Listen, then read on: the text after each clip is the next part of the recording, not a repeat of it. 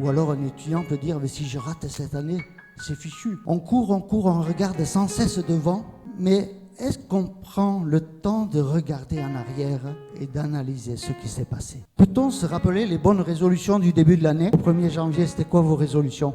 Vous en avez fait quoi? Rien? Ça a duré combien de temps? 1 semaine ou 2 semaines? Mais au fait, est-ce que j'avais pris des résolutions devant Dieu? Ou est-ce que c'était seulement pour ma vie? Est-ce que devant Dieu, j'ai pris des résolutions? Pour ma relation avec Dieu? Pour mon temps de lecture, de méditation tous les matins? Pour mon engagement dans l'Église?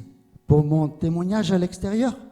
Prendre du temps, lire la Bible, méditer, ne pas rester devant son écran, même s'il est petit, aller à l'église, m'engager dans une activité, vivre ce que je lis, ce que j'écoute, témoigner, être témoin partout où je suis. Est-ce que c'était ça vos résolutions? Ou est-ce que vous n'aviez pas de résolution? Au final, c'est bien plus facile. Quand il n'y a pas de résolution, on n'est pas perdant, on n'aura pas raté. Certains textes bibliques nous confirment que Dieu a des projets pour nous et qu'il va falloir se mobiliser pour se mettre à la place où Dieu me veut. Donc, chers frères et sœurs, si vous êtes là ce matin, c'est parce que Dieu vous a choisi. Et il vous a choisi pourquoi? Mais moi, je vous ai choisi et je vous ai établi afin que vous alliez et que vous portiez du fruit. Vous le saviez? Même si vous êtes incapable, Dieu compte sur vous pour porter du fruit. Et que votre fruit demeure. Et pas juste là comme ça. Non, il faut que ça demeure, il faut que ça porte du fruit, il faut que ça enrichisse, il faut que ça reste et que ça produise encore. Pour de nombreuses personnes, il est difficile de passer de ce que nous avons lu, entendu, et nous avons chanté, loué le Seigneur, dit beaucoup de choses au travers des prières, des moments de bénédiction. Mais est-ce que nous le vivons? Est-ce que nous l'extériorisons? Est-ce que nous le mettons en pratique dans notre vie de chaque jour? Et c'est un défi pour chacun de nous. Passer de la connaissance à la pratique, de ce que je connais de Dieu et de ce que je dois vivre pour Dieu.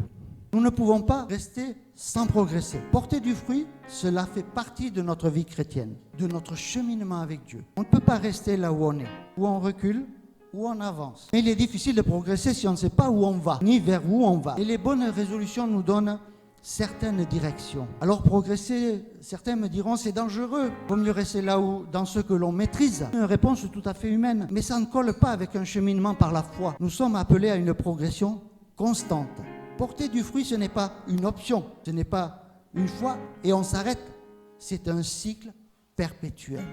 La théorie ne va pas faire de moi un grand cycliste, un grand cuisinier ou un bon informaticien. Chez nous, un vieil adage dit « c'est en forgeant que l'on devient forgeron ». Pour perfectionner et mettre en pratique ce que vous avez reçu, avec l'aide du Saint-Esprit, je suis bien conscient du défi et je suis dans le même bateau que vous. Vous êtes rendu compte que de passer de la théorie à la pratique, c'est pas si facile. Mais il y a l'apprentissage. Et on voit que les disciples ont suivi un apprentissage. Ils sont partis de rien, ils étaient des pêcheurs. Et dans l'apprentissage, nous sommes bien conscients qu'il faut s'exercer. Il y a des moments où on va rater, il y a des moments où on va recommencer, mais qu'il faut continuer sans abandonner, sinon on n'arrivera pas au bout. Il va falloir passer du temps à s'exercer. Et dans la vie spirituelle, c'est pareil. On commence à zéro. Et on est tous partis de zéro. Mais c'est parce qu'on s'est engagé que Dieu nous a donné la force d'avancer. Commençons dans les petites choses.